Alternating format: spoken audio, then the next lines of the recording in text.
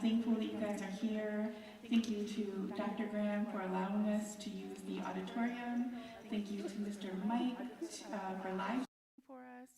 And thank you to Ms. Sandra Peliquin for coming back to the building and emceeing our evening. And she will welcome our candidates.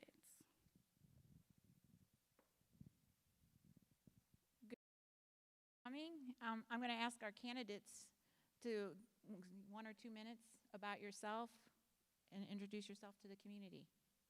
Your microphones are right there.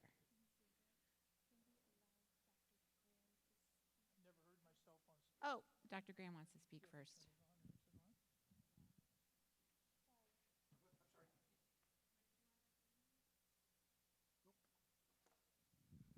I guess I go on before introductions. Hi, my name is Jeff Graham. I'm Superintendent at Lorain City Schools, and just want to say thank you for showing up.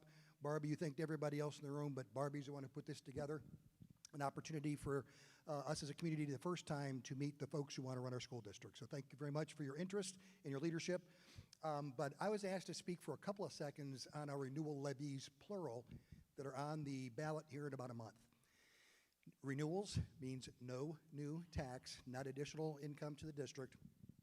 Actually, as a result of a vote that was just taken at the county office, taxes will go down for some people. But for us, there are two different levies that are renewals, both of them. And the first one is a combination of levies that passed, one in 1991 and the second in 1992. And when you pass a levy for the kind of school districts collect, you collect the same amount of money as what was originally passed. We cannot, by law, collect any more. So the money we've been collecting for the past 35 years has not gone up. The second levy is a levy that was originally passed in 2013.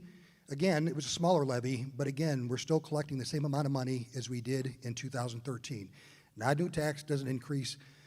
But for us, this is critical. We just cut $10 million out of our budget. I say we accounted for because we had a teacher severance package that took teachers that were getting paid because of their experience at a higher rate and encouraged them financially to take work elsewhere or to retire so we could bring in people at a lower rate, which saved the district millions of dollars.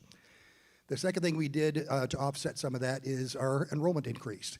And I think when we talk about support for the school district, I don't think there's a stronger statement than folks choosing to come back. We were projected by two different independent companies that do enrollment projections to have 5,400 students this year. We are I think, just a little over 6,200. So again, folks are voting with their feet and choosing to come back because I think we're earning their trust. The state also is giving us, we just found out in late June, that we're going to receive $4.1 million less than what they told us we were. So money's really tight. These are renewals. It's not a new tax. Please help us out. Our kids need you. All right? Thank you very much.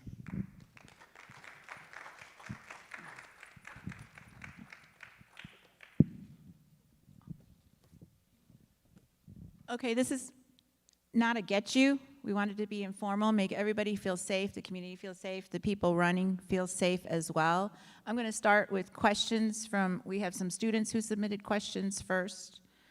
And I think we'll start here with Mr. Sturgill and then go on and then. Introduce yourselves. And then when I ask the questions, I'll ask you first and then you can go and then the next question you can start first. Okay, go ahead, yeah. Okay, my name's Bill, can you hear me? Yes. Can you hear me okay? Okay, my name is Bill Sturgill. I've been on the board for 16 years now. And I'm originally, I came to Lorain when I was 7 years old, but I don't want this to be like the Goonies or anything. So I'm just kidding. I have 2 great-granddaughters in the district right now. And all of my kids, my 6 grandchildren went through Lorain City Schools, and my son works here. My wife used to work here. And I came on the Board of Education because I seen something that I didn't like around 203. So I went to board meetings for 7 years and just sat and watched and decided that if I was going to change anything, I needed to get a vote. So I got lucky, and I've been here for a while. So thank you. Hello, my name is Devon Marie Jeffers. I am 47 years old. I'm a married mother of 4. My oldest son, age 29, is a proud United States Marine Staff Sergeant. His name is Devontae Jeffers. I'm very proud of him. My 3 youngest children, age 15, 12, and 11, all have autism. They're on the autism spectrum, and I worked with the City of Lorain schools to secure IEPs, occupational therapy, and speech therapy, as well as psychiatric outside services for my children. I moved here to Lorain 7 years ago. I've seen both the potential and some issues that Lorain schools have, and I am running for Lorain School Board to ensure every child, regardless of their ability, has the services and support they need for a quality education. Thank you. Good evening, everyone. My name is Diamaris Rosario, and like the candidate here, I'm also 46 years old. I'm married for 23 years. I have my 2 youngest children that came through Lorain City Schools. They were part of early, sorry, I'm a little bit nervous. They came through the early college. They also participated in Ohio State scholars. Sorry about that. I'm sorry, I'm a little bit nervous. My children graduated from here. They're very successful. One of them is also in the Air Force, currently serving in United Kingdom.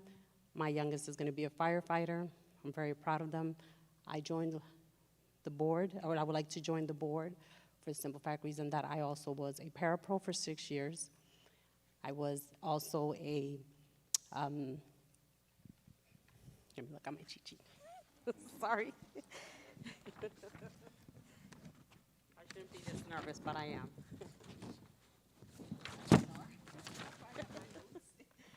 I was a formal Lorain City School employee. I have an associate degree in early childhood. I have a license as a chemical dependency counselor. I have 5 years of experience with mental health and behavioral health field. I am a guardian ad litem for over 15 years, and that is for children that are neglected through children's services. I am a sexual assault advocate for Rivian. I served as a treasurer for Lorain High Marching Band booster for over 4 years, and I also hold a bachelor's degree in social work.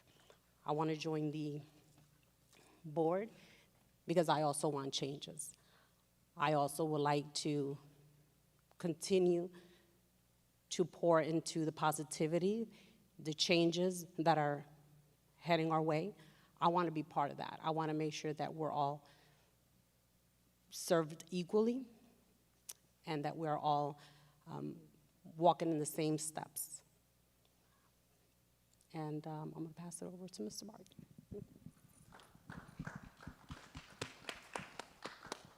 Good evening. I'm Mark Ballard II, born and raised here in Lorain, Ohio. Graduate class of 2012, Lorain High via the early college program. So very excited to be back. Graduated from Morehouse College in 2015 with a degree in economics and my law degree from Mississippi College School of Law in 2018. Ever since I was young, I always knew I wanted to come back home, make a difference, help inspire the youth in our community. And that's what I really want to do here as a board member. Always want to kind of instill the life lessons that I've learned through this great educational system that we have, through just being involved in the community. Right now, I'm a para-professional here at the high school. I also do urban farming here in the city, so knowing what it takes in the community, things I've seen in the community in different ways to pour into the community. I've worked with youth since I was about 13 years old myself. I'm 31 now, so just excited to give back and to continue, as you said, just pouring into our youth and be able to make that change in our community that we see. Our children are, I don't want to say even they're the future because they're the now. So instilling in them life lessons and lessons to prepare them for these next few years is very important, and I want to be a part of that journey. Thank you.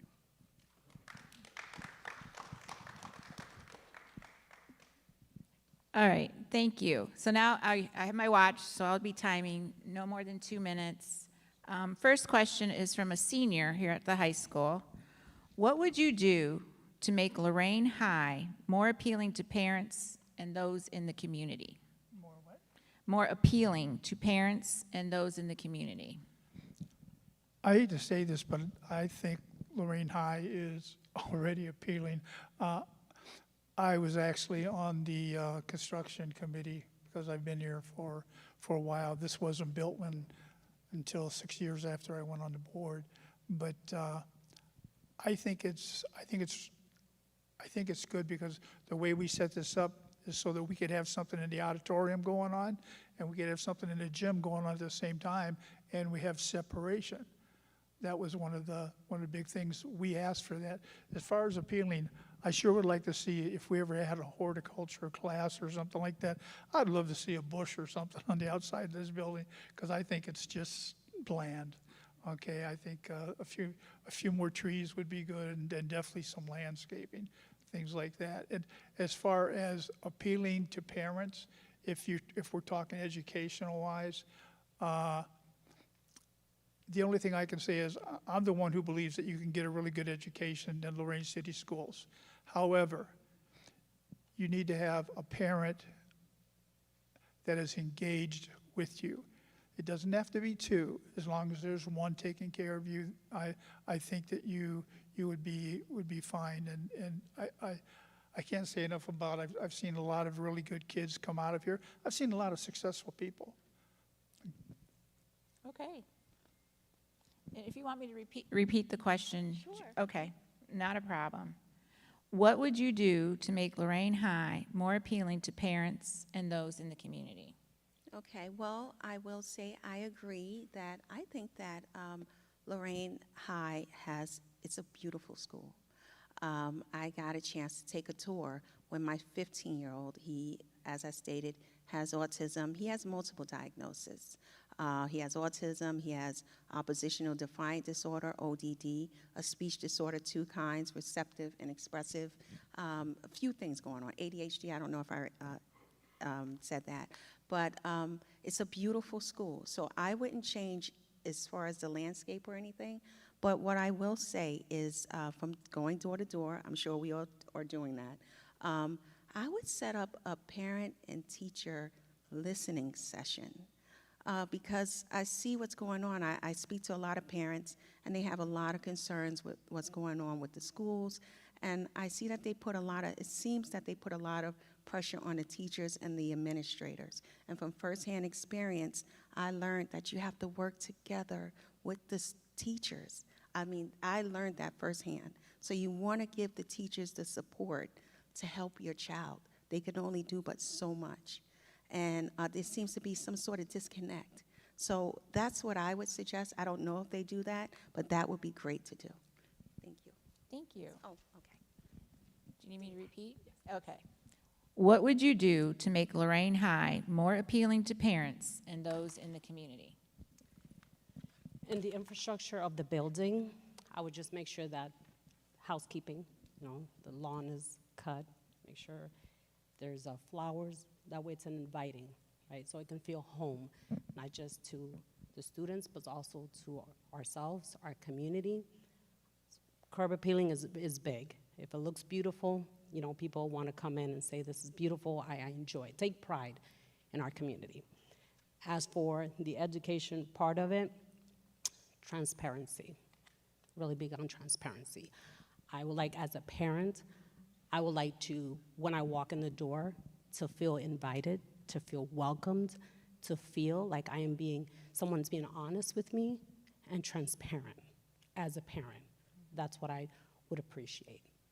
That's what would make it more appealing to me as a parent. And I know that we do every effort through texting, through emails and Facebook. However, when you walk in the building, that's what makes the difference. Okay. Thank you.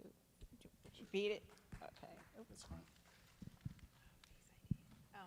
What would you do to make Lorain High more appealing to parents and those in the community? I think for me, I think a big aspect is expanding our career tech. So expanding opportunities for students to be able to, kind of like I said earlier, prepare themselves for the next few years when they're out on the job, whether they don't want to go down the college path, they more career focused. And also, I think offering some program, and I don't know if the school does this, but offering some programming to parents. So allowing them the opportunity to, whether it be get certificates, whether it be expand on different career tech institutes for themselves, because I've noticed or just seen in our school district and in school districts before, if a parent kind of isn't prepared or if they don't have the resources and skills, that kind of trickles down to their child. So they don't have the parent doesn't have the resources, they can't afford to get the car to the school and drop the kid off. Now the kid has truancy issues, et cetera, et cetera. So allowing them the opportunity to get upskilled, trained, and have the opportunity to expand their career paths as well, I think that would be very appealing for our district. Okay, thank you. All right, Ms. Jeffers, you'll start with this next one. This is from a sophomore at the high school. She says, I miss the block schedule. So those are 90-minute classes. Why did the district move away from the block, or at least the hybrid schedule? It makes no sense to me, as my day was better organized last year. As an early college student, it is sometimes overwhelming, this year with having 7 classes. Can something be done for next year to create a better situation for me and my fellow students?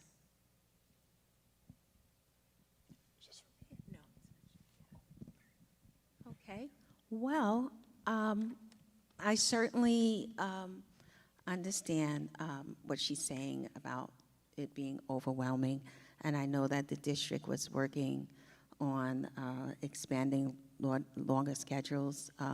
They were having, I believe they were having some learning issues or academic issues. I'm not sure, but I will say that I look forward to working with the school board. What can be done? I can't say what could be done, but I look forward to working with the school board. On my campaign trail, I met a few of them going about their day-to-day life, and they are very knowledgeable people that's been on here for many years, and I look forward to working with them to fix that, because we don't want our children to be overwhelmed and tired. They need to be able to learn an effective way, in an effective way, and if they're tired, they certainly can't, learn effectively. So I look forward to working with the school board to figure that out. Thank you so much. Oh, okay. That was a big, you want me to repeat it? Go ahead. Okay. Sophomore, I missed the block schedule. Why did the district move away from the block, or at least the hybrid schedule? It makes no sense to me, as my day was better organized last year. As an early college student, it is sometimes overwhelming, this year with having 7 classes. Can something be done for next year to create a better situation for me and my fellow students?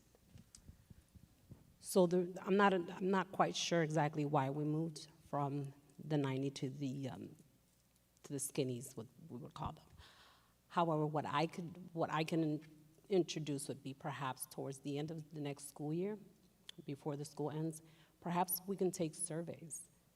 We can look at data to see, was it effective? Was it not effective? What can we tweak? What can we change? Did we do better? Because ultimately, that's our goal, to do better. So something as simple as collecting data, speaking to the students, speaking to the teachers. How has it impacted them? Has it benefited them? Has it hurt their mental health? Just a simple conversation with all the parties involved would perhaps get us a solution to either change back or keep them the same. Okay, great. Great answer. Do you want me to repeat it? No, You're good. because it's similar. I think I was going to say surveying not only the teachers but the students and seeing, has this change really been, has it hurt you, has it helped you, et cetera. Asking the teachers, does this fit, does this not fit? From the experience in the school, we get into a lesson plan and then 15 minutes later, class is over. So I do understand from the current perspective of the challenges and issues, but again, I'm not sure why it switched, but survey and data, I agree. Okay, thank you. All right, you'll be next. Oh, yeah, I'm here. Yeah, I'm sorry. I'm so sorry, Mr. Churchill. I thought I got away with something.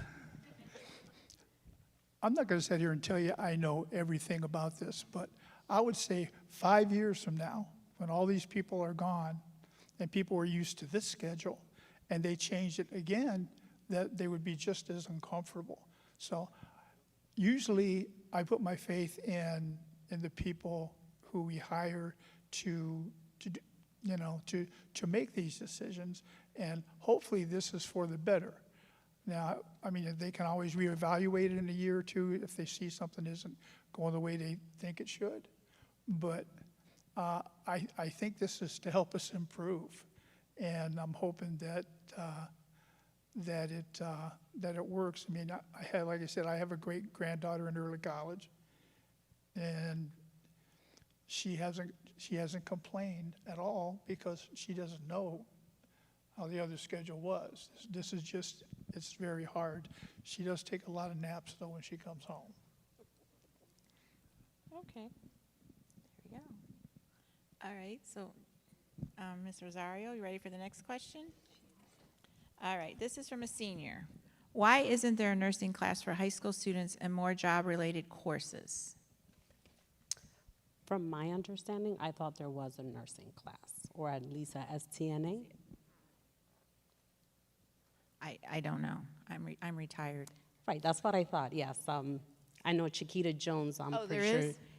Okay. And I believe there was one more staff that he Yeah, also, Mr., not Hudacek, I believe it was another gentleman, he did the STNA class. So I know those are being offered. Yeah, I did not edit these Oh, questions. no, it's okay.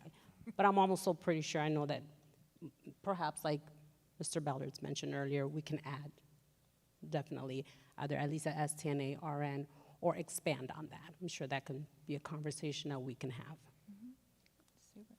Okay. Mr. Ballard, do you want me to repeat it? I can. No, it's all good. Okay. I think, yeah, if there is STNA already offered, that's great. Is there a way to expand it out into maybe specifics of it, like, phlebotomy or blood drawing, things of that nature? Always an option. Career tech expansion, I think, just kind of covers the gambit of offering more program here at the school would be great. Okay. Mr. Sturgill? Well, like everyone said, we have an STNA program that they go for certification. You can get a job out of that. Do we have a nursing program? No, we don't. But I believe the way that I see things going, I believe our career tech should expand hopefully within the next couple of years. I mean, there's things that I would like to see. I would like to see an electrical program where we partner with people on the outside, like the IBEW and different types of things. There's all kind. I mean, it's unimaginable the things that can be done. Okay, but you have to do it a little bit at a time. But no, we don't have a bona fide nursing program right now. We do have quite a bit, though. Okay. Do you need me to repeat it?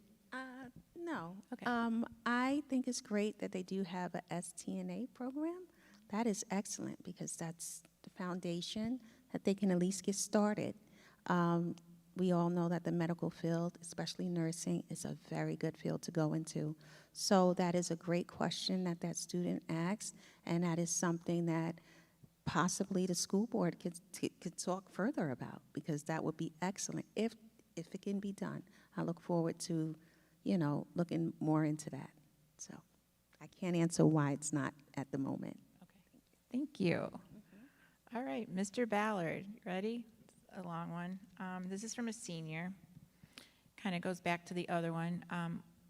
Why change the hybrid schedule when it worked? You also changed credit requirements on classes, leading students to need more classes when there's no room for more kids. As a senior, I sit in the same class for 4 hours doing nothing because the only place I could fit was the study hall. There was supposed to be fewer kids in the study hall, but they are packed with even more than last year. Also, the lunchroom is also packed, going from 4 periods down to 3, which made 0 sense as well. And it was a lot. I did not edit anything. No, These are from the children. Right. And I mean, we all remember being in high school, so like, they're literally in the moment. So of course, this, you know, it might feel like a lot, and it likely probably is a lot, but there's a reason kind of why things happen. I'm not privy or aware of why certain situations are made or why the schedule's kind of been cut back, but I would assume that if the credit requirements have changed, that's likely the state probably required that change. And with that state change, school is just trying to abide by and try to get those kids the credits that they need so they can graduate.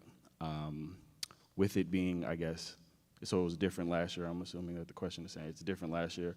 Kind of like Coach Sturgill said, there's probably an adjustment period that needs to happen. Giving grace to our counselors as well, who help with the schedule. It was hectic early on, I know. But just trying to get kids in the right classes, trying to listen to the kids' voices and them sharing what they're interested in and letting them have that freedom to pick and choose where they want to go. I hope and pray that by next semester, next semester is going to be kind of easier breeze through in class selection and scheduling. So I think right now, I don't know much to say to that senior other than we got to talk to your counselor about changing study hall next semester. Okay, thank you. Mr. Sturgill, you want me to read that one again? There's a lot in here. Why change the hybrid schedule when it worked? You also changed credit requirements on classes, leading students to need more classes when there's no room for more kids. As a senior, I sit in the same class for 4 hours doing nothing because the only place I could fit was a study hall. There are supposed to be fewer kids in the study hall, but they are packed with even more than last year. Also, the lunchroom is also packed, going from 4 periods down to 3, which made 0 sense as well. Did you get these questions recently? Yes. Okay, because I know at the start of the school that this room would probably be full, because of the scheduling, and you know that to be true also. I really can't give you this answer, but we could ask a counselor, okay? But I think the best year that we ever had is when we actually did the schedules, and they were done by spring. And they were done by spring, and everybody knew what they were doing the following year. As far as messing with the hybrid schedule, okay, if we weren't doing very good before, maybe you just have to try to change something once in a while and see what change does. I mean, you can always reverse it out, okay, but you need to try to do better. Okay. Ms. Jeffers, do you want me to repeat it? I don't think so. Okay. I can say that I don't know why the schedule was changed, but I will say that I did do a tour with my son who's special needs. And I did notice I was talking with the school administrator, and she was showing us the lunchroom, and it was packed full of kids. And I asked, what's this? And she said, well, it's study hall. So it was a lot of students there. And but they seemed okay. I mean, they were on their computer, but I can definitely understand when the children are saying they have nothing to do and they don't want idle time. I'm sure as parents, we don't want our children with just idle time either. So we want to fill that in with things that are more useful for them. And I'm so glad that student asked that. They want things that's useful, and it is packed, their study hall. I've seen it myself. So, but I can't answer why it was changed, but I look forward to working with the school board or to see how we can solve that. Thank you. Thank you. Oh, I keep doing it. You want me to repeat anything? No, I think I got it. That text it had a lot. It was overwhelming to listen to as a parent, because my child sitting in study hall for that many hours, that's concerning. I'm not sure why it occurred. Well, I have an idea of why it occurred. So my thought would be, I would like to see more classes being offered, because clearly that's what it sounds like, that there's possibly maybe not enough classes being offered. So I would start with that, you know, recommending for more classes. The perhaps also offering wraparound services or additional support, you know, maybe smaller groups. That way the cafeteria is not, or the study hall, it doesn't have, you know, 80 kids all piled up on one table. Maybe this is time where we can also use our support, our parapros, our case managers to come down and do small groups, make effective of that time that they're sitting in study hall. As a parent, I don't want to hear that my child is sitting in study hall for 4 hours. Definitely something to consider and to really think about. Okay, thank you. Stop. Okay, no, Mr. Sturgill, you're up, right? Yeah. Okay, Mr. Sturgill. This is from an anonymous student, so I don't know if it's a male or female. Where do you see Lorain City Schools in 5 to 10 years? What would your main priorities be to get us there? What ideas do you have to make our schools safer and create a better environment for students and teachers? I thought in 2016, I thought we had the best opportunity, and I thought that was one of our best years when we opened this high school. I think our schools are safe. Okay, I've always thought that they were safe. Where do I see us in 5 years? Well, I definitely don't want to be number 607. Okay, and I'd like to see us improve academically, and I think to do that, I think maybe we have to look to the teachers and try to make sure they have everything they need to be successful. I think I heard someone say thank you once, and it was actually to my son, and she was telling me a story. She says, your son, when he was principal, he did everything he could do to make sure I was successful, and I hope that everybody's like that. You know, I mean, I like to, but like I said, if I could do one thing for children, I would give everybody a parent who cares, a parent who's engaged, a parent who will call your teacher if they have a problem. Okay, if I just see that engagement as being so important to, you know, to this school, especially since we're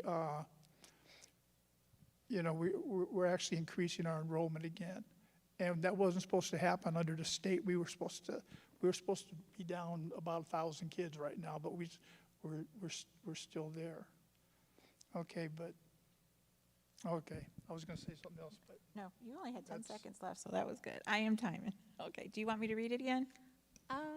You said, where will we be in 5 years? Yeah, where do you see Lorain City Schools in 5 to 10 years? What would your main priorities be to get us there and to be safer? Okay.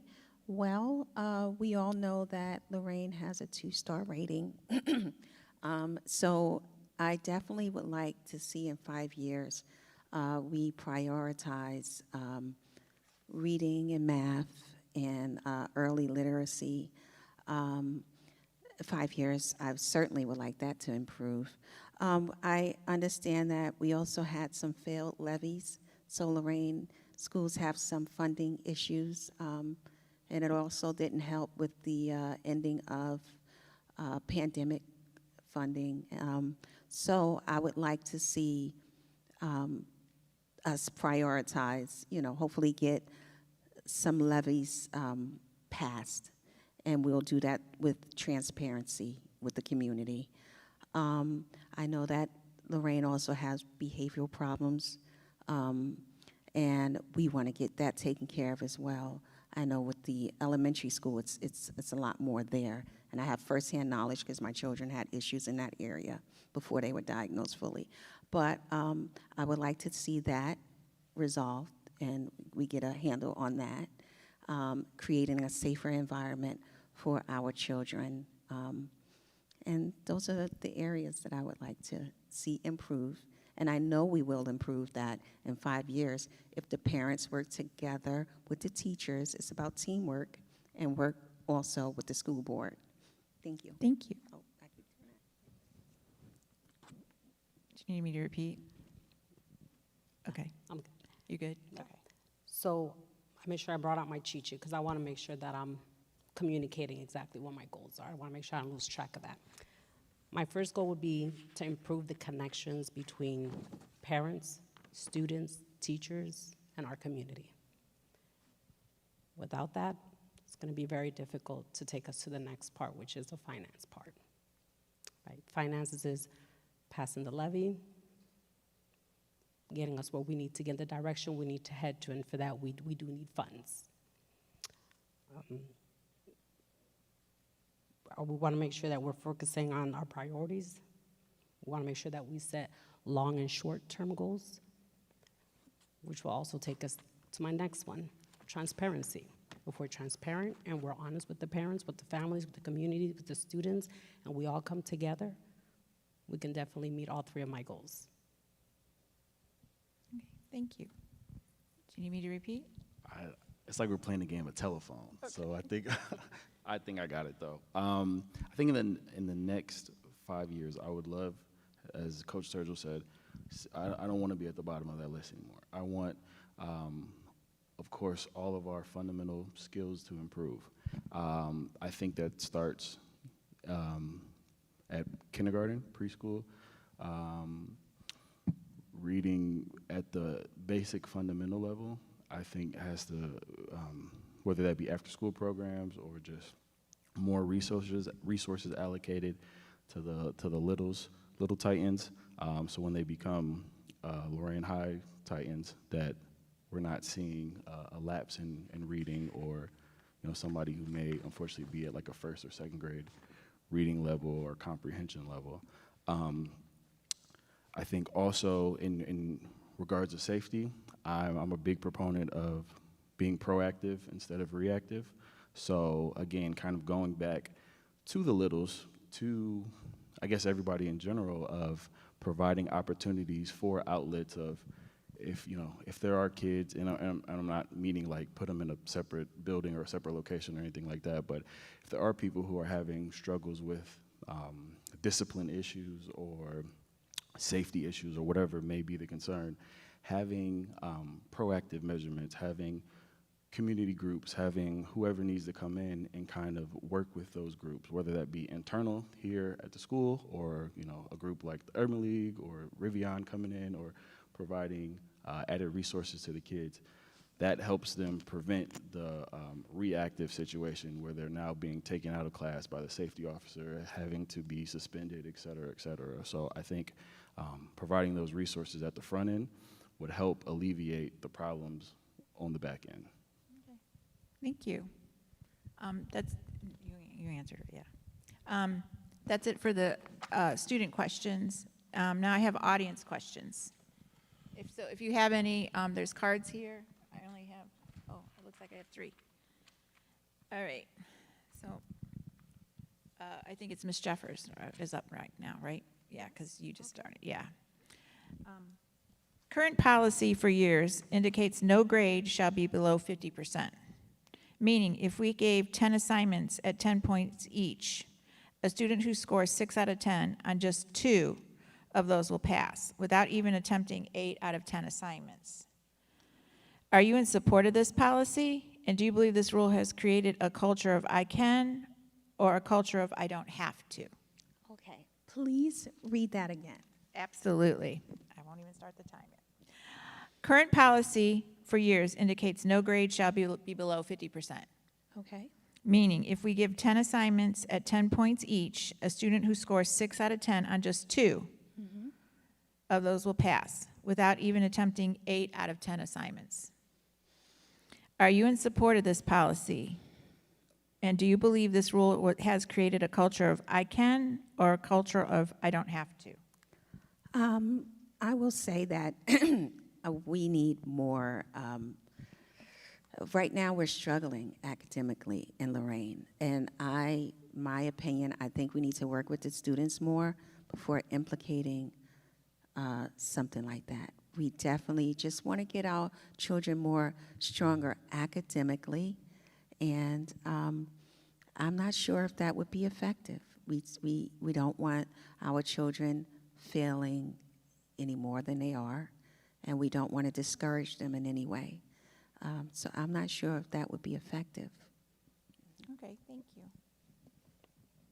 You need me to repeat it, or you're good? Good, okay. I know that this policy was implemented during COVID, as I was a parapro at the time. My personal opinion is that it has done worse than better, has done some damage to our students. Because it's almost like we're letting them know that it's okay to do the minimum.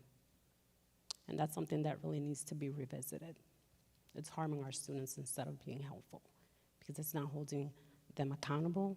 I understand that during COVID, there was not direct instructions, there was not that support one-on-one, it was through camera, it was difficult.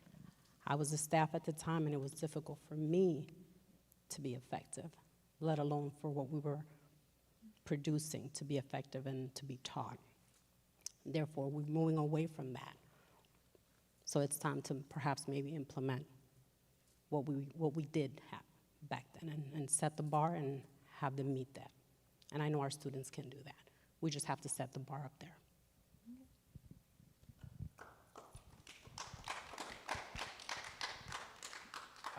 Can you, Repeat? yes, please. Yes, okay. Current policy for years indicates no grade shall be below 50%, meaning if we gave 10 assignments at 10 points each, a student who scores 6 out of 10 on just 2 of those assignments will pass without even attempting 8 out of 10 assignments. Are you in support of this policy? And do you believe this rule has created a culture of I can or a culture of I don't have to?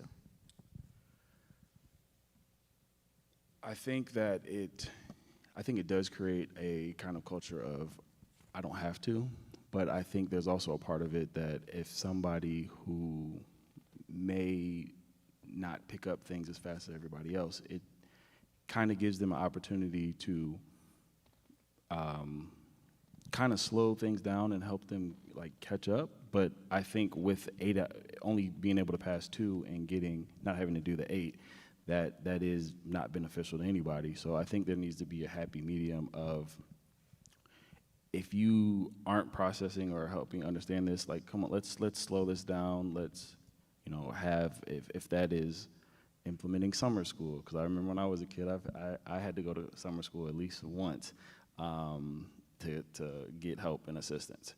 I don't know if they still do summer school anymore. They do, okay. Implementing programs like after school, like maybe extended hours, not being a detention or anything like that, but providing incentives for kids to want to come and help out. If that's something simple as like, hey, we got pizza in the afternoon, come after, do your homework, come after and help with stuff. Hey, we got, career opportunities, you might be able to go to, we got Cedar Point tickets or whatever incentivizes kids, because, Gen X, I think this generation is, it is a very, wanting to adapt with the times and understanding that a lot of that they're worse than the millennials, people will say, as a microwave generation. And it's like instant gratification kind of now. So we kind of have to play that long game of like, hey, this might bore you now, but I know you want to go to a Cavs game. I know you want to enjoy free time later on. I know you like pizza. Whatever kind of helps incentivize the kids into fun stuff, to almost trick them into learning, and but honestly giving them the chance and the tools to catch up and learn in a fun environment. Mr. Sturgill, would you like me to repeat it? I've wrestled with this question for about 10 years. And it was the person I was coaching with, he asked me this question, and I didn't get it because I'm really not an educator. I've coached in Lorain City Schools for 30 years, but to say I'm an educator would be a far stretch. But I think that it was mainly created to give the student that was maybe a little mediocre a chance to be successful. Now, whether we did a good thing there, I'm still not sure. I mean, has it been successful?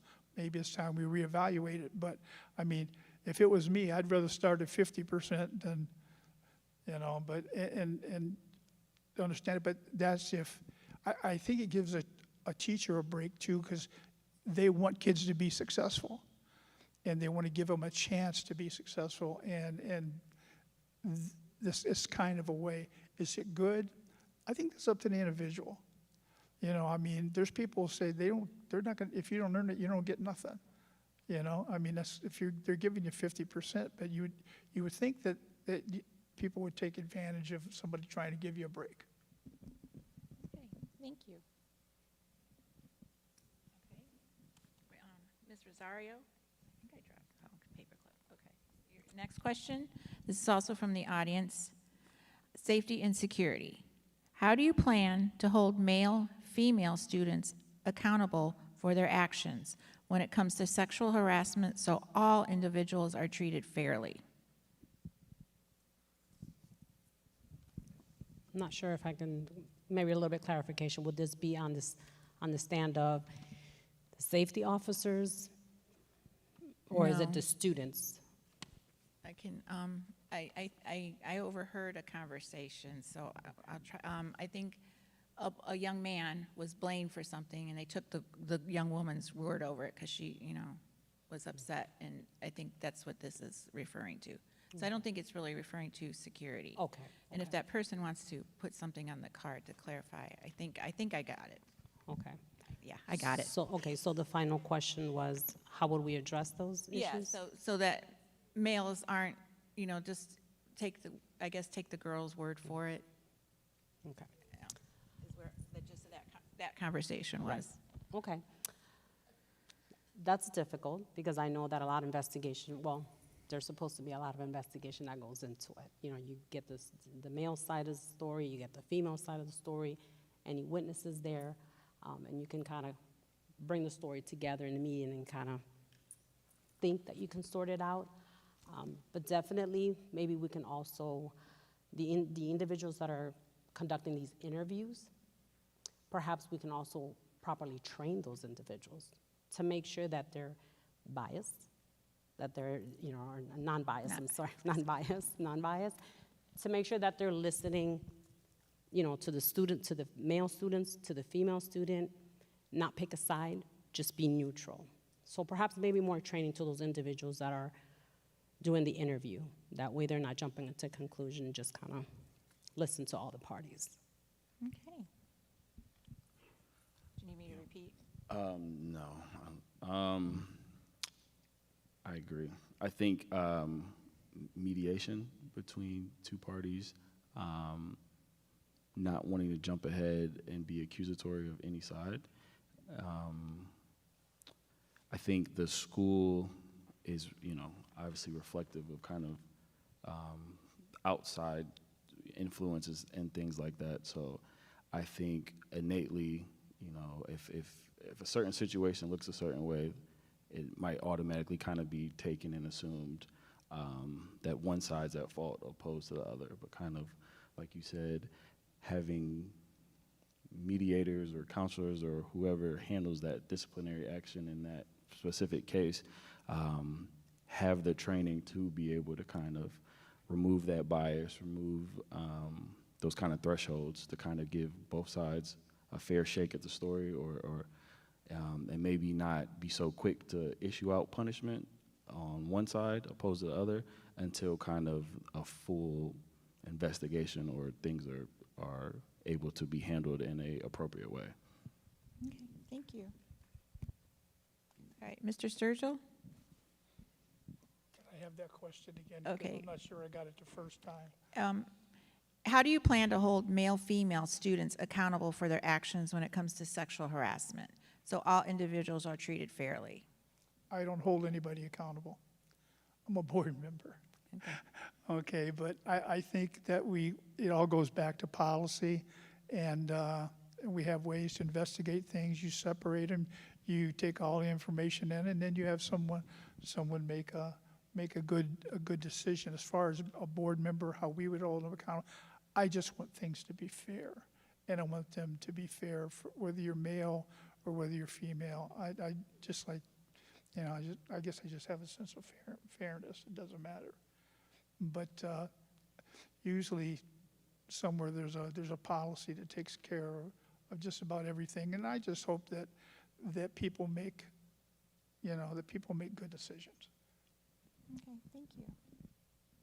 Ms. Jeffers, do you need me to repeat it? I don't think I need you to repeat it. That is a hard situation, but my suggestion, if this is possible, if they can use outside agencies to come in, get involved when situations like that take place. You have outside agencies with trained psychologists. I know they have school psychologists, but trained psychologists and psychiatrists that can get both of the students' side of the story. That takes the element of people saying, oh, they're biased, Now you have an outside agency, hopefully, that can work in collaboration with the schools to get both sides of the story and get to the bottom of it. That would be my perspective and opinion on that. Okay, thank you. Again, I just overheard the conversation, so I didn't want to look at the person I think I dropped a question somewhere. Do you see? I thought I had is there any more from the audience? Yeah, these ones I read. I thought there was a third. Not a third? Okay. Did I get yours? Oh, okay. All right. I thought I was losing. Okay, I'm good. All right, here we go. Ready? So it's Mr. Ballard's turn first? Was it yours, Mrs. Ozari? Yeah. Okay. How should the district handle debates over curriculum such as topics related to race, history, gender identity in a way that respects families while supporting student learning? Great question. I feel like we're in a world that we need to teach historical accuracy. I think because, if somebody doesn't just like the way something comes off, if it's based in history, if it's based in things that actually happened in the past, I don't think it's appropriate for our youth, and it's not preparing them for the real world that they're entering into, to not only alter history, but also, and truthfully, I guess, soften history. Like, I think history is my favorite subject, so if we don't know our history, we're bound to repeat it. So that's the old cliche, but I love history. So it's one of those things that if it's not addressed in the appropriate way and addressed in a way that's not only just digestible, but doesn't ostracize a certain group or make a certain group feel like their voice isn't being heard, or again, like this history is being washed away or things of that nature, we have to get back to that concept of, this is a institution of learning. We don't want this to be an institution of lies. We want this to be an institution where people are prepared for when they go to school at college, they're equipped with the tools for not only college, but they're equipped for life. Thank you. Mr. Sturgill, would you like me to read it again? Yeah.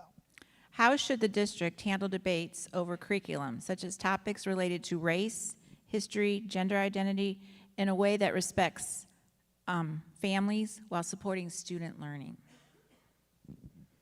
I think that one was too hard for me. First of all, I think that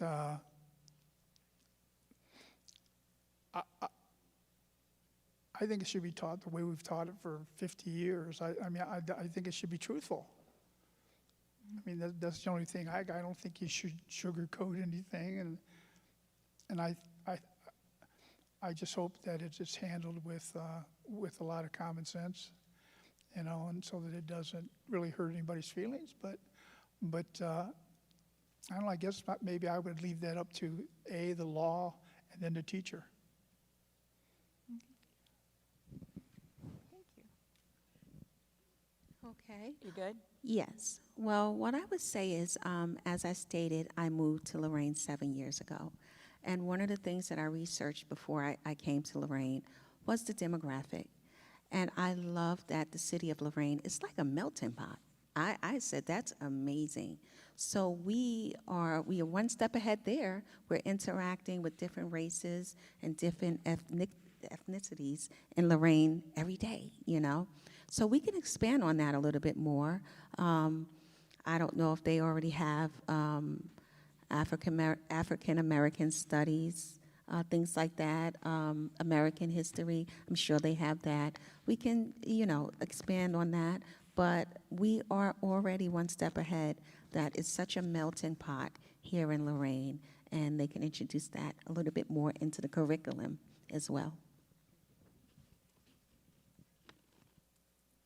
I will start, we are the international city. So that's real big. And when you walk these hallways, it's literally the international city. We have every type of ethnicity walking through these hallways. Going back to the teacher, how can we perhaps assist the teacher in the curriculum and, you know, teaching it? Through training. Training the teacher how to be equal, you know. We're not going to pick and choose one topic over the other. We should, like Mr. Sturgill said, be honest about it, be upfront about it, and talk about all the history, not pick and choose all, because we are the international city. That way we're educating all of our students on all the ethnicity, not just one over the other.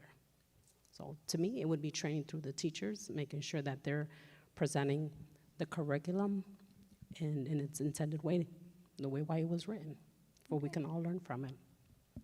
All right, thank you. All right, I think we're up to Mr. Sturgill for the next question. Can I say one thing? Oh, yeah, go ahead. I wanted to say one thing about Lorain. I really think our diversity is our strong point. That's all I wanted to say. Okay, here's the next question. What is your approach to managing the district's budget? Oh, God.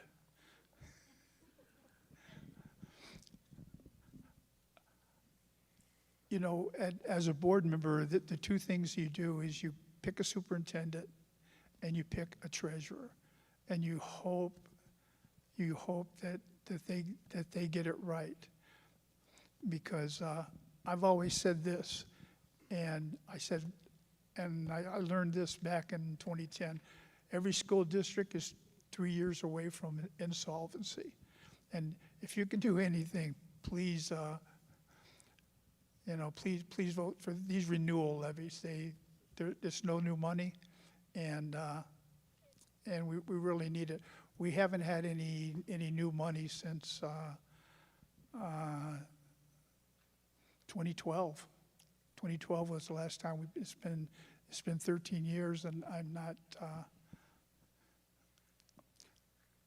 not real. I'll be honest. I'm not real sure with the way that the state and the federal is going right now that I could even answer this question. I think to this point we've did a fairly good job.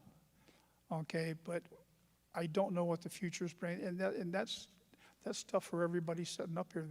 They may go through some things that they may not realize that I internalize this stuff. So it's a little harder for me. I've seen some nice people lose their jobs, and I don't ever want to see that again. Okay, thank you. You want me to repeat it? No. Okay.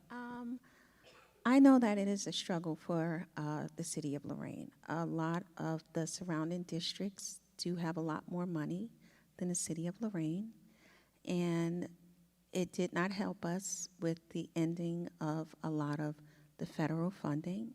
So that's another struggle for Lorain. And so that is a tough question. That is a tough question. Hopefully things will become a lot better, you know, with the funding. And that is a tough question to answer. If I get on a school board, I look forward to working with the wonderful group of people that are there to try to solve this issue, because Lorain, I do know they have a lot of funding issues. Okay, thank you. Okay. What is your approach to managing the district's budget? While it's difficult, and we're in a difficult position, I will say the levy is big. I know that we need to pass this levy. Definitely knock on doors, get our community to back us up. Be transparent with our families and let them know this is why we need it, this is what happened, and follow up and update. We can also perhaps maybe use data to see, okay, where did we go wrong? What can we improve? What can we get away with? What do we really need? So basically prioritize prioritize. What are our priorities? And from that, just take it from there. I know it's difficult for us, any of us, to really be certain on how we can do it because of, what our government's going through and all the changes that we're going to face. However, I think just looking to see what is it that we can change, we can better, I think that's a start. Just to see what we can do differently. What are we going to prioritize?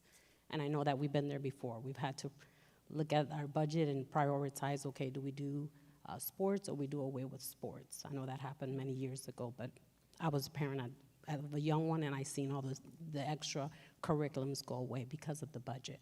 So definitely we'll go back to the table, prioritize, and set some goals, and then take it from there. Do you need me to repeat? No, I'm good. I agree. The levy has to pass. Lorain isn't in a position like other cities to get money that other cities are allotted to have. So definitely passing the levy is very important. But I think what was mentioned earlier in the night, I think a theme ran of transparency, being very transparent with our parents, with our community. And I think that transparency can happen through a few different outlets of having just listening sessions or having community education sessions. When I worked for the city of Elyria, I know that was one way that we wanted to reach out to the community a lot, was through just having listening sessions or having designated opportunities to update the community, whether it be on the south side of town, west side of town, et cetera, et cetera. I think in that same vein, the schools educating folks on, something that we may as a board think is little and not important, but a community member might not understand it, and they might take it a different way if they don't hear it from the community, if they just hear it in the paper or something like that. So I think offering those opportunities to educate as much as possible would help with the budget and understanding what goes on in the budget and things of that nature. Okay, thank you. Oh, more audience. Those come first. Okay, sorry. So it's Ms. Jeffers. I'll start again. What would you say to a person who does not want to vote for the school levy? Well, I would say that it is very important to vote. I know a lot of people are discouraged with voting in general. I'm out going door to door as all these people are, and people are really frustrated, but we need it. It's the city, the schools here in Lorain, we really need it. We need the community support if we're going to get the proper funding for our schools. Our children's education is very important. And what I would say to a person who does not want to vote, please vote, because we need it here in the city of Lorain. Thank you. Need me to repeat it? What would you say to a person who does not want to vote for the school levy? I will begin by letting them know that I understand where they're coming from. I understand that a lot of our families are already, below poverty. I also understand that a lot of our families are also, in our community are set on an income, whether either retired or Social Security or any other type of source like that.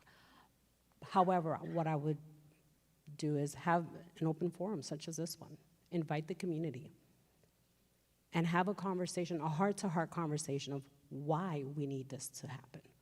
What is at stake? Like Mark stated, people might not know. They might have heard it from a third party. People are frustrated. When you bring them in and you're honest with them and say, hey, this is what happened, this is what we need, and this is where we're moving, people will probably be more open to coming in and voting for the levy, because now they have a better understanding, because you don't know what you don't know. And if you don't understand why our budget is where it's at, or why are we doing the levy like Mr. Graham explained, this is not to increase your taxes. A lot of people might not know that. So something as simply as opening our doors and having that heart-to-heart conversation with them and let them know this is not an increase. This is why we need it. This is the importance of it, and focus on the education. I explained to them, hey, we might lose the extracurriculum, football, baseball. You know, and a parent like me thinking, well, my kid's not gonna be able to play extracurriculum, I'm gonna come in there and I'm gonna vote yes, because I don't want my student to lose that or any other curriculum benefit. So here you go. Ditto. But honestly, because I was going to say the same thing with Dr. Graham at the beginning, sharing that this is not increasing their taxes. That's important. Like I mentioned a little bit ago, having an open discussion, educational opportunity to share with the community about the intricacies of the budget, or just, not budget, I'm sorry, of the levy, or just little things that a Q&A with your board, a Q&A with your superintendent of, you know, what can I expect? You know, how often do levies get passed? Or why is this levy any different from the last levy? Like something that may be obvious to a board member or to somebody who's in the know in that situation, but somebody really might not know. They might think that, of course, it's gonna raise my taxes $200. My taxes are already high, my water bill's high. People got a whole, you know, gamut of things that increase is not gonna help. So again, I think just transparency and just kind of reiterating the talking points, or that the things that are important about the levy are important to share with the community. Okay, thank you. You need me to repeat it? I can. Yeah, just one thing, yeah, Yeah. go ahead. What would you say to a person who does not want to vote for the school levy? I'm not gonna let him know the name that I'm thinking of when, you know, what I'd really like to say, but, you know, I've spent most of my life in service of children, and I really feel an obligation to them. Now, we could think that we pay a lot of taxes. I got news for you. We don't live in Bay Village, okay? If we did, we wouldn't be having this conversation, because your houses, we'd have all kinds of money. You know, we'd have whatever we want. But I'm gonna tell you the one thing that kind of bothered me today. What bothered me today was when our county commissioners, okay, when they doubled the tax for the, you know, the homestead exemption, and they probably cost us $200,000. Now that's not a big deal to them, but you know what?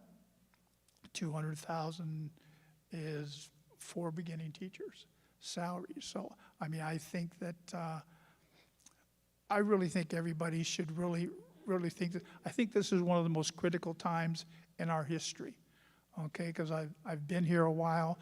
I've been through 2010, 2011. We cut $21.4 million out of the budget. We decimated everything. We took away the arts, the music, the PE, all the things that are doing well for us right now. Because everybody knows that music has a math correlation, and we really need that. Okay, so I don't want to see anything go. So I would appreciate it if everybody would vote for that levy, because I mean, we really need it. Okay, thank you. Okay, I'll just go through. I don't know if we have a time limit, but I have these are all audience questions. So, Ms. Rosario, do you feel each school building should have at least a principal and vice principal, or should we eliminate one?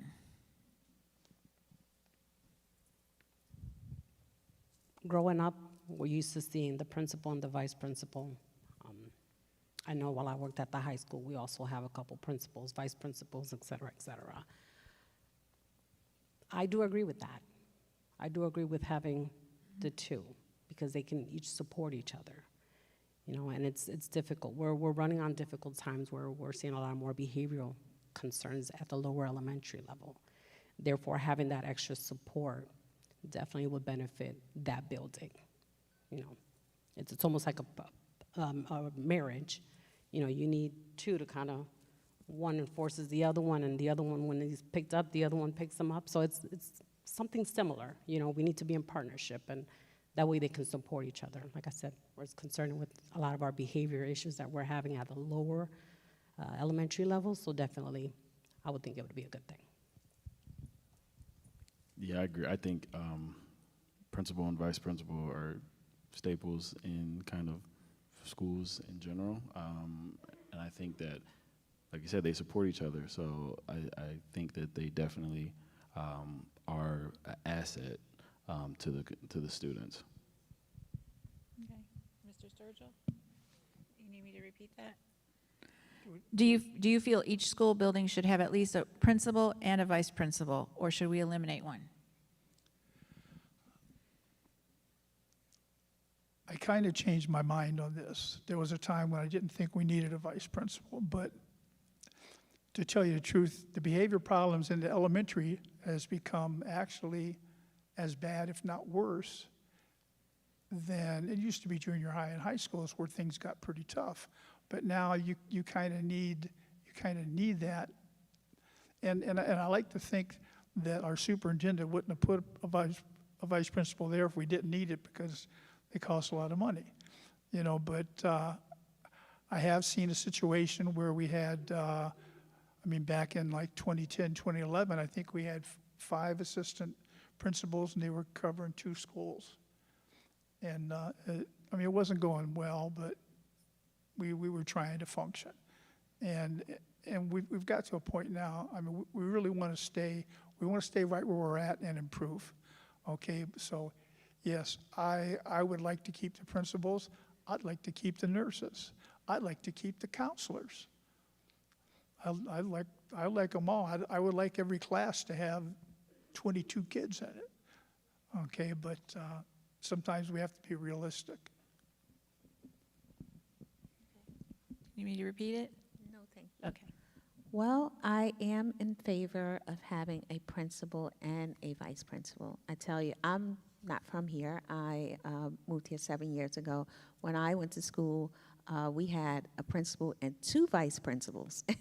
So that is a bit much, but they do have different roles.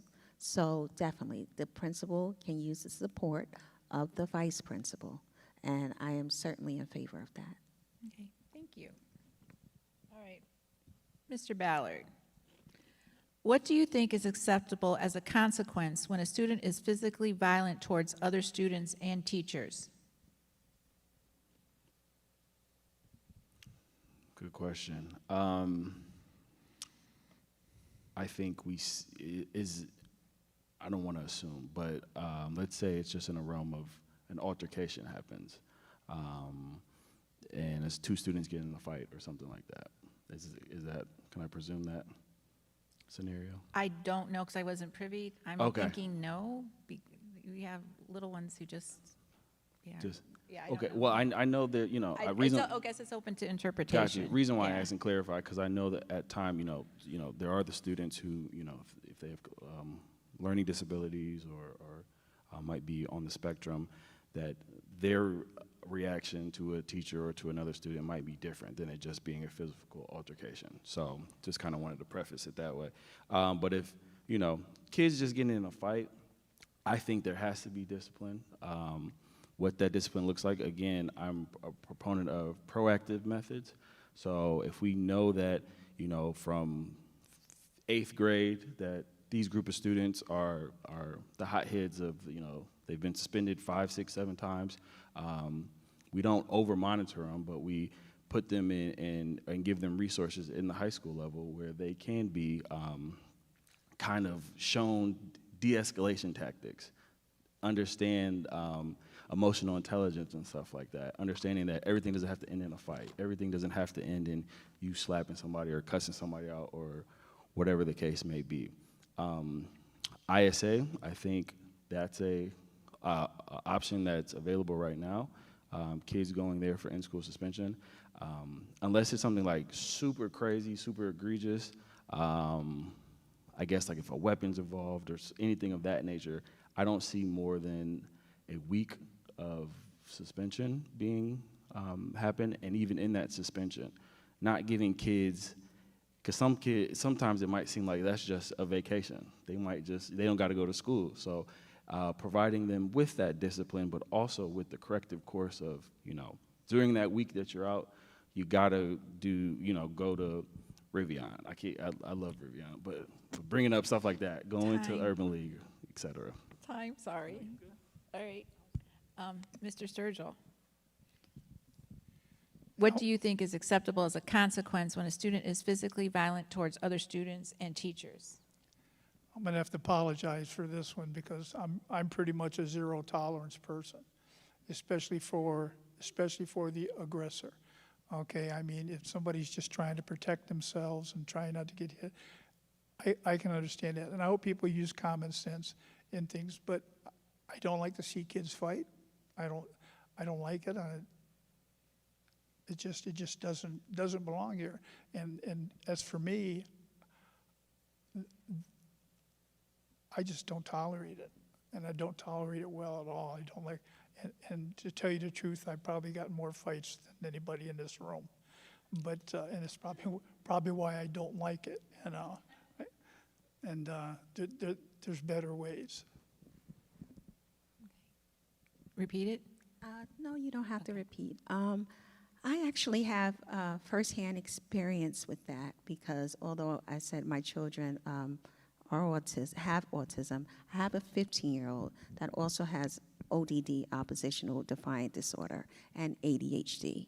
And he had a lot of issues, especially during his elementary school years, and where he was lashing out.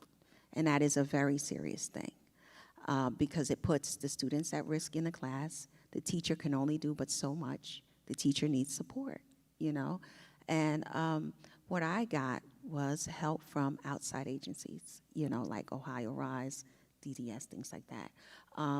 But I would say if it's possible that the school administrators can give referrals to outside resources so that the child can get the proper help that they need, counseling or things of that nature.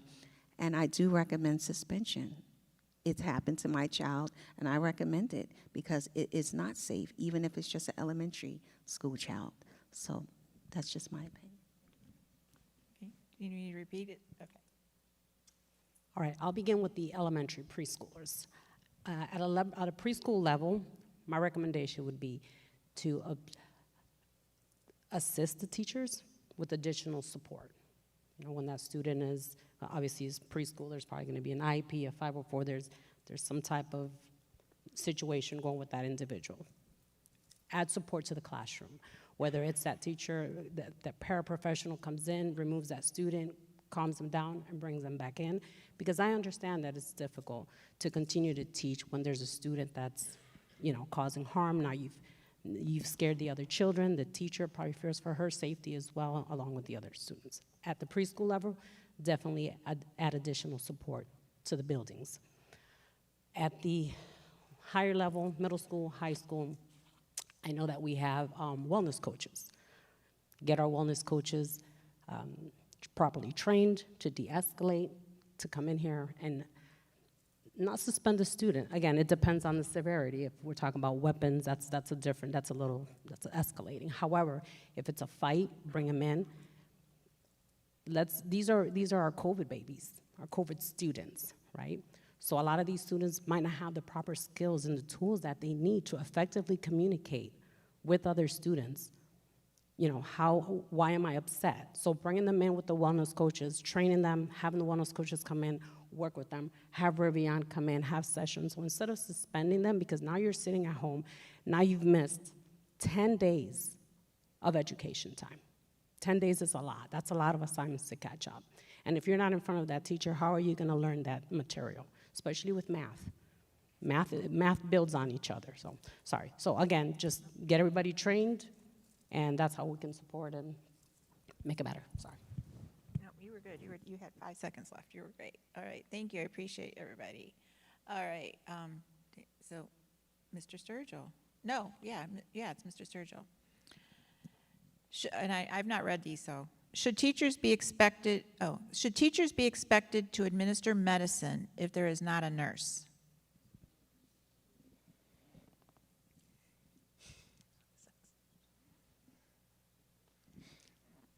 I don't think they can. I don't think lawfully, I don't think a teacher can give it medicine if they're not a nurse.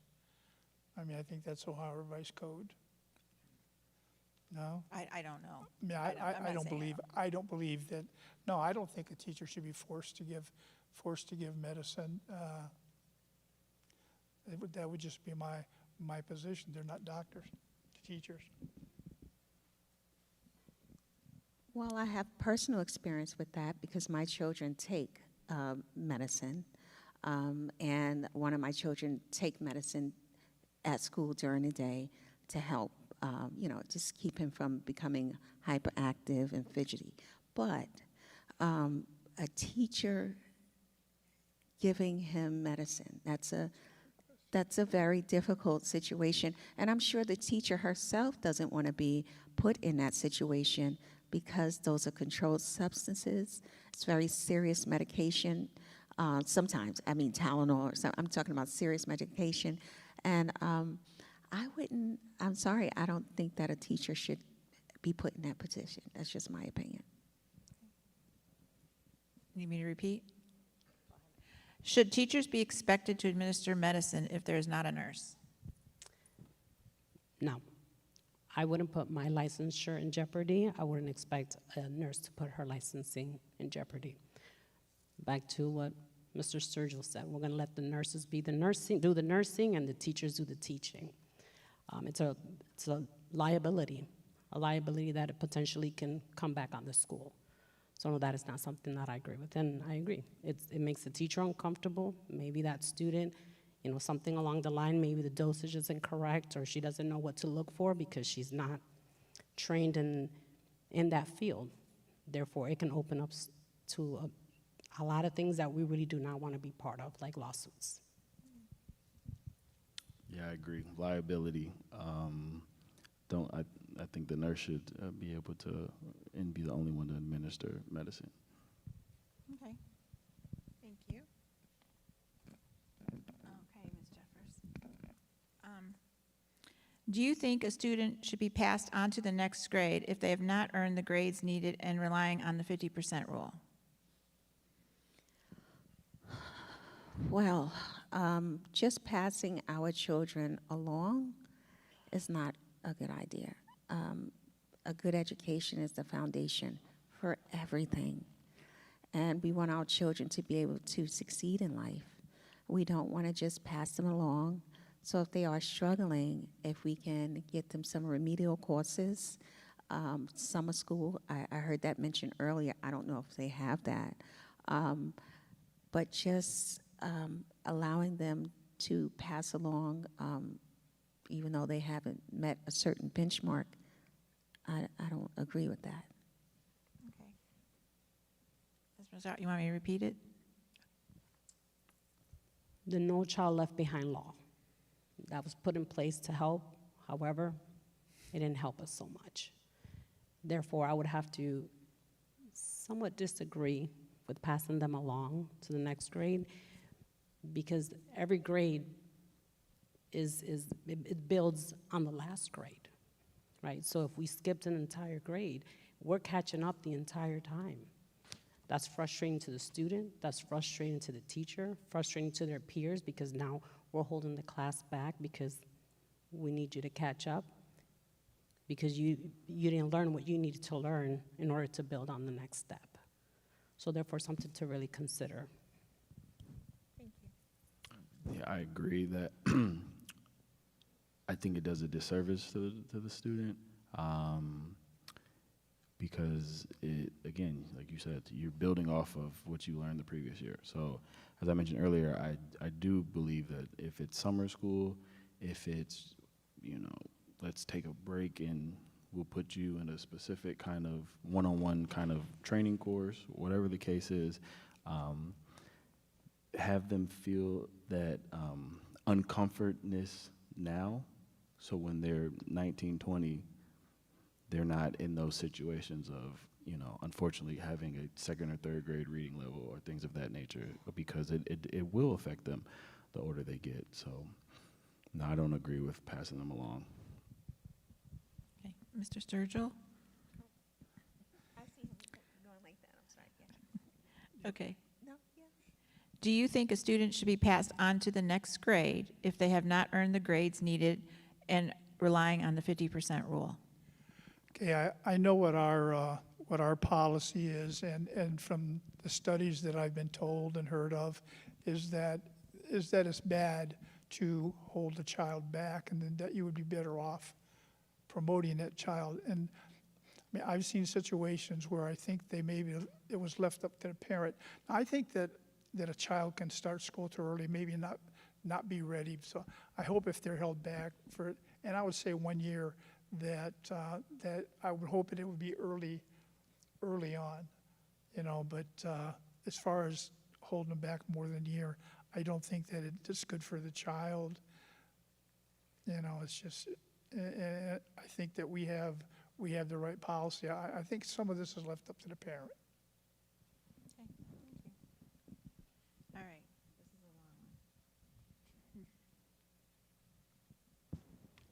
Okay, Ms. Rosario, right? We're up to you. Yeah. All right. There have been a couple of questions and comments along the lines of the board deferring to the administration, which is disappointing considering the board is entrusted to be our representatives and provide oversight. What would you do to be more engaged and help ensure a higher level of transparency and accountability? Want to read that one more time? That's a big one. Okay, there have been a couple of questions and comments along the lines of the board deferring to the administration, which is disappointing considering the board is entrusted to be our representatives and provide oversight. What would you do to be more engaged and help ensure a higher level of transparency and accountability? Rapport building, pretty much, rapport building. I would go out to my community, parents, students, build a relationship with them. Once you build a relationship, they entrust you. Once they entrust you, then that's when they'll believe you, because you've actually shown your true colors. They know that you're transparent, that you're honest. So again, it would just be rapport building, you know, letting them know that you can be trusted and that you're telling the truth, because people know when you're being genuine and when you're not. So therefore, being simply as transparent, opening the doors, knocking on doors, going out, meeting them in their community, not just expecting for them to come to our community here at the building. Let's walk the streets. Let's go out to our community and show them that, hey, we're here for you. So it's not just all the time, how are you going to support me? It's also going out there and saying, how can we support you? How can we do this better? How can we change it? Getting their opinions, because parents also know best for their children. Mr. Ballard, do you want me to repeat, or are you good? No, I think I'm good. I think kind of like I mentioned earlier, when I worked for the city, a lot of times it wasn't just the mayor who went out into the community and talked to residents. It was also the councilman, so that council person. I think that's similar in this situation of it wouldn't be just Dr. Graham going out and the administration talking to the community when as I mentioned before, the listening sessions and things like that.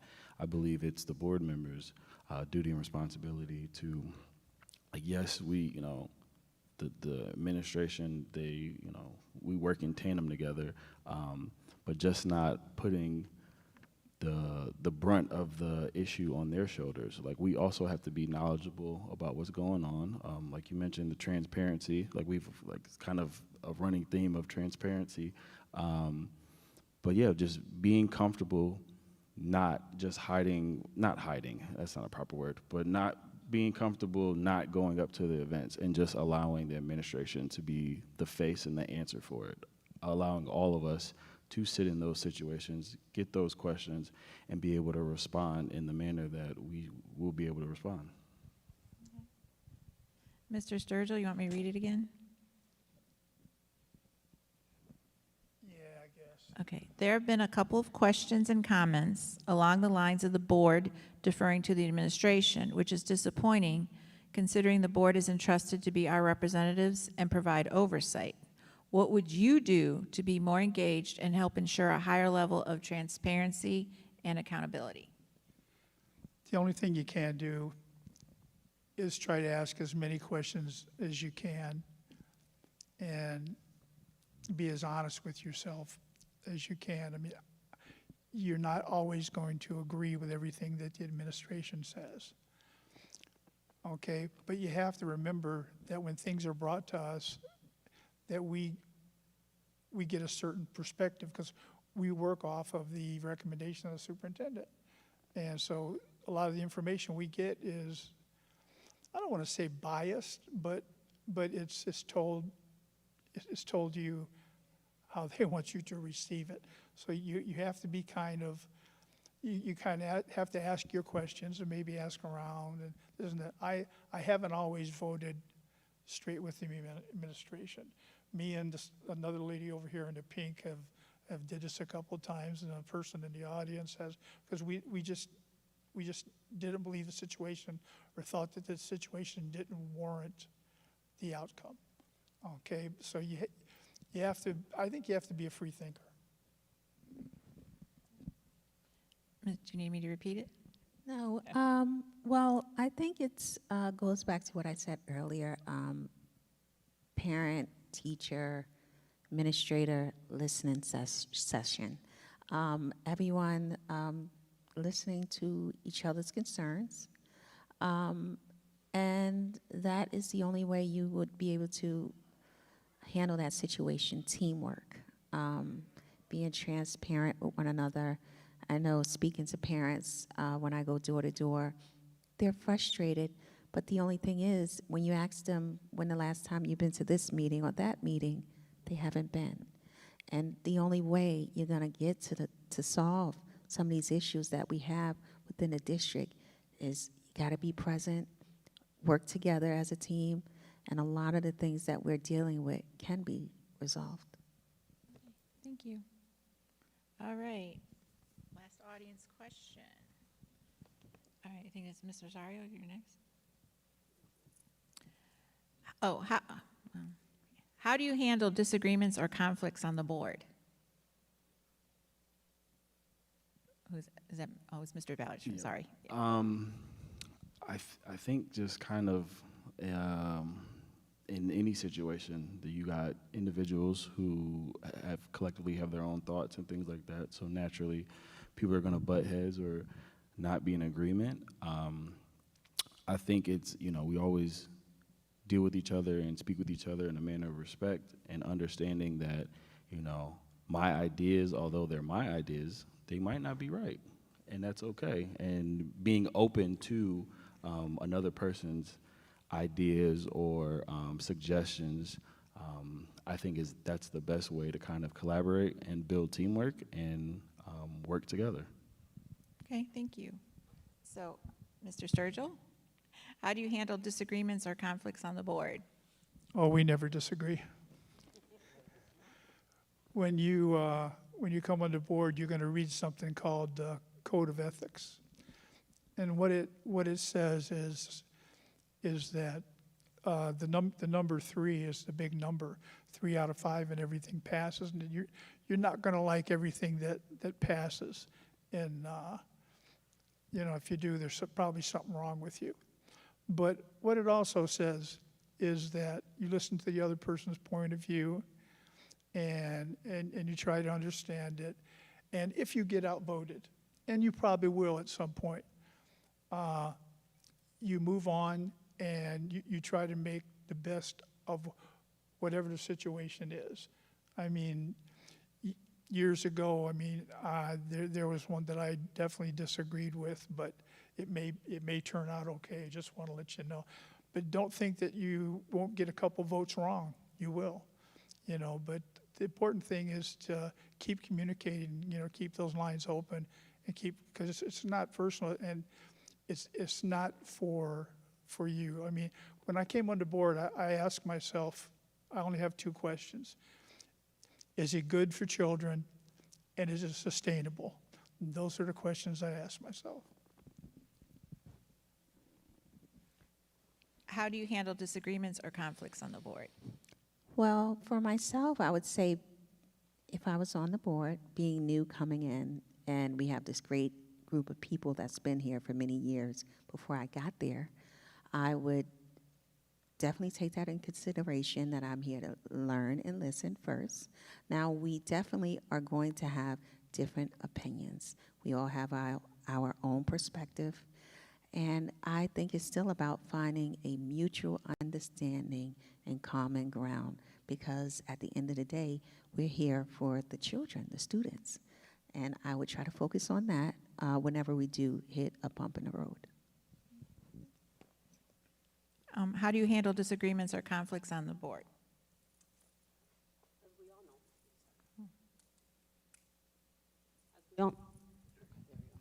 As we all know, then we're all different individuals. We have different personalities. Obviously, we joined the board because at some point we had the same goal. So I think that with that in mind, just to remember that we're all in it for the same reasons, to achieve the same goals, which is student success. You know, make good things, make good choices, good decisions that are ultimately going to benefit our students. Are we going to bump heads? Chances it is. But I go back as a social worker also with my code of ethics. I have to understand and keep in mind that everybody has their opinion. Everybody's entitled to their opinions. Therefore, we need to address each other in a respectful manner. Not take things personal.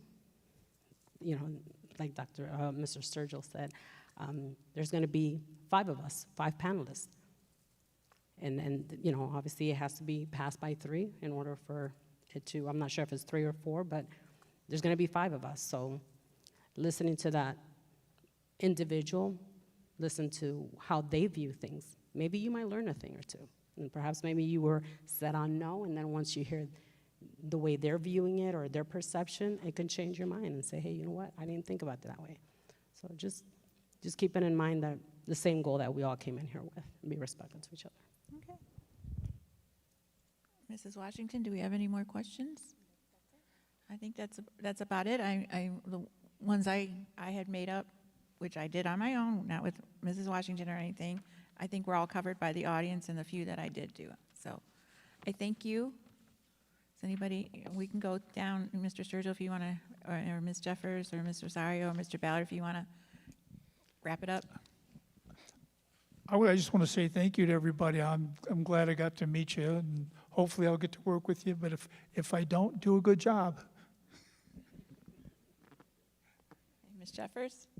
Okay, well, I appreciate being invited today.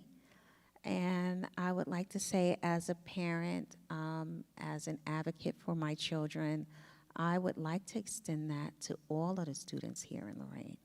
So I do look forward to getting a chance to work on the students' behalf and bring in a new perspective and a new set of ideas to the board, and listening and learning to the wonderful people that are there before me. And that's basically it. Thank you so much. Ms. Rosario? Thank you for giving me the opportunity to come and meet the rest of the candidates and being able to demonstrate and show our public what exactly is it that our goal was and what we want to do moving forward. I'm excited to work, you know, if I get elected, with all of you and the ones that are already on the committee. I'm excited to work with them. I have a lot to bring to the table. I'm excited, and let's get this levy passed. Thank you. Mr. Ballard? Just again, thank you for the opportunity. Grateful to be out here speaking to the community. And for me, I just want to continue to be an advocate and somebody who's a champion for our kids and for our community in general. So I just hope I'm afforded the opportunity, and I just am looking forward to working with everybody. Okay. Thank you. Mrs. Washington, you need the microphone?